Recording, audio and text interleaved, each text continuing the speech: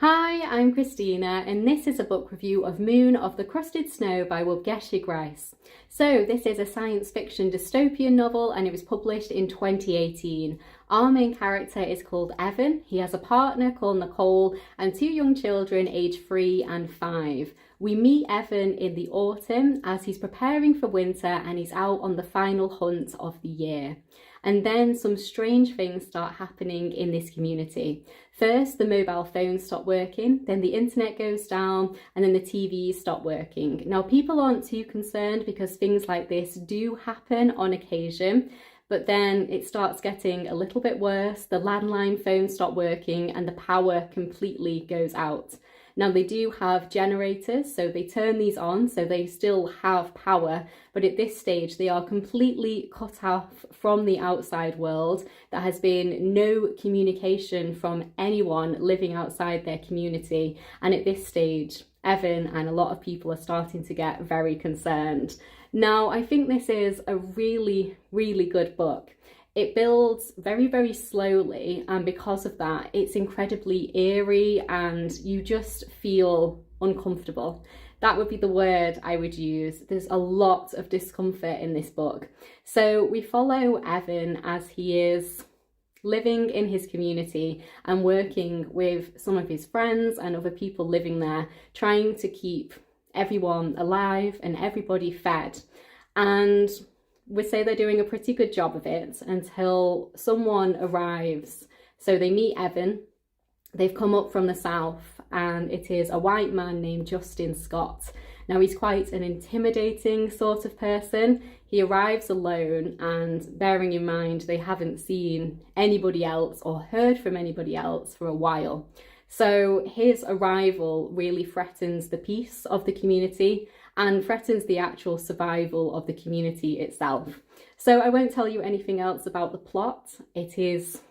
Don't want to ruin anything for you, but yeah, very eerie. And it's not one of those kind of post-apocalyptic dystopian books where it's really dark and twisted and gory. It's a lot more kind of slow pace, slow building. You just kind of see the day-to-day lives of these people and how things are slowly turning more and more difficult for everybody. And yeah, I think it's very well written. I was connected to the characters. I definitely cared about what happened to Evan and his family.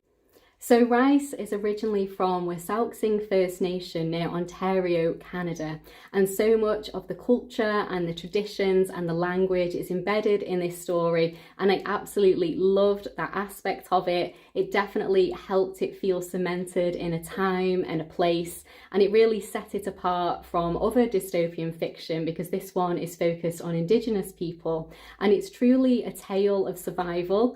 And I really like the way in which we focused on just a few people. You know, initially we're focusing on Evan and his immediate family, and then Evan and his extended family, and then we're looking at the whole community. And there's so much exploration of belonging and identity and race and community, and I really enjoyed all these themes that were explored.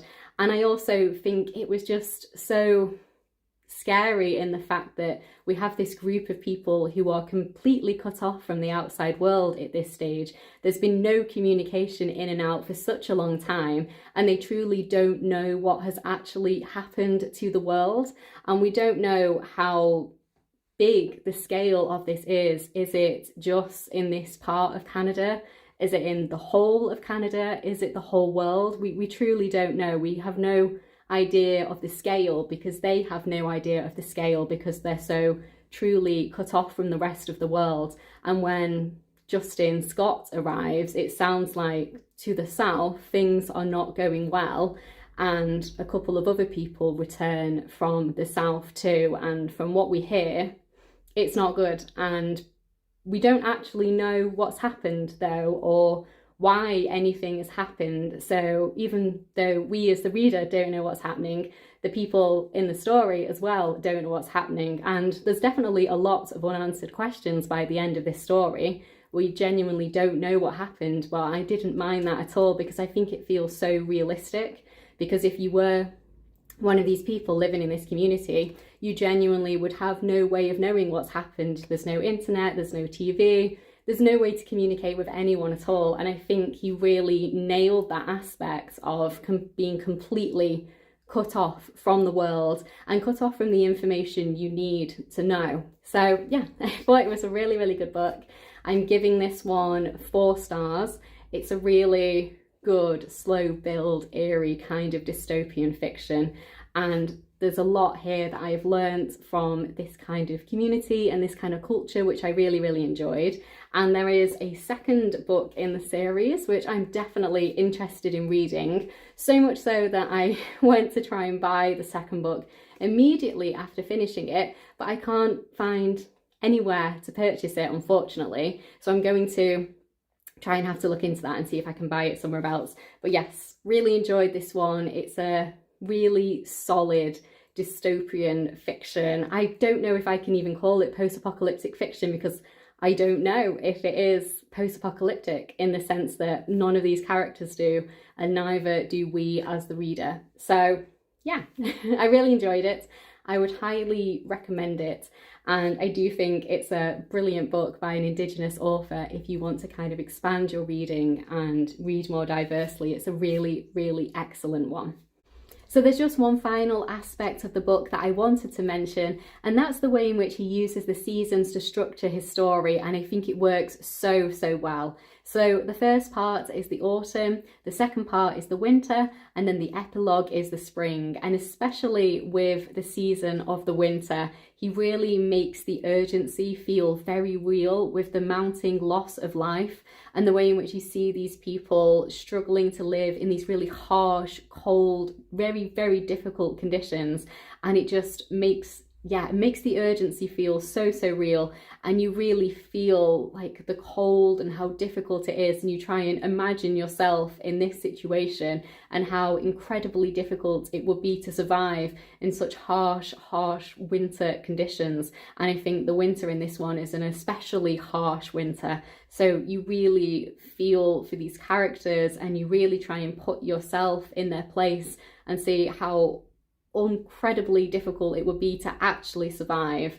And I think that really shows how important the community aspect is, because if there was just a few of us living through this, we probably wouldn't survive through it. But the fact that their community is so strong and so well rooted and grounded, and they have all of these traditions and they help each other and they care for each other, and if people don't have food, they try to provide them with food. I think it really shows how important the community aspect is. If there was ever something like this to happen and people would really have to band together and work together to survive, and of course because of the community they live in, these values are already very, very strong. So I think that was a really interesting way to structure his story, to kind of go through the season.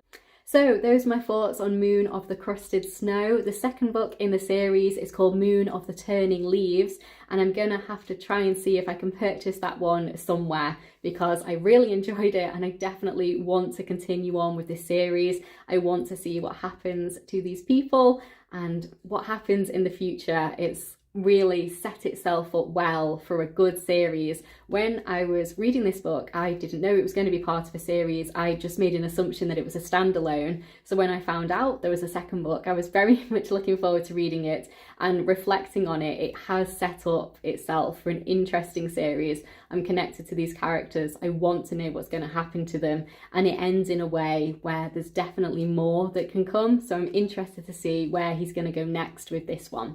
So yeah, if you have read this book, I would love to hear your thoughts down in the comments below. And if you have read the second one, I'd love to hear your thoughts on that one too. I really, really hope I can find it, because I definitely want to read it. So thank you so much for watching. Please do like the video if you've liked it, and please do subscribe if you'd like to hear more of me talking about books. I'll see you in my next one.